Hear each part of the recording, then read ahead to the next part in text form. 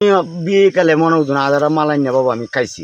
তোমার তো আসলো কেমন মাল? না আমার তো আসছে না স্যার। বেটা কি বল না বলো না এগুলো মদ আমার পুষ্টির ঘর আমি বলে দিচ্ছি চান্দের বাজারের রুবেল মদ দিত আবেদন মার্কেট আমার পুষ্কুনির ফারো মদটা গন্যা দিতেছে।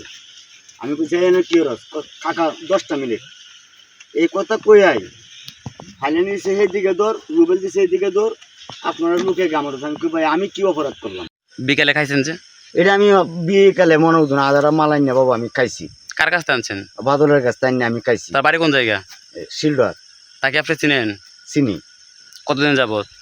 এই তো মনে কর মাসে খানি। এখন যেগুলো মালামাল ধরছে তারা এগুলা কার? না এইগুলা মাল হইছে রুবেলের।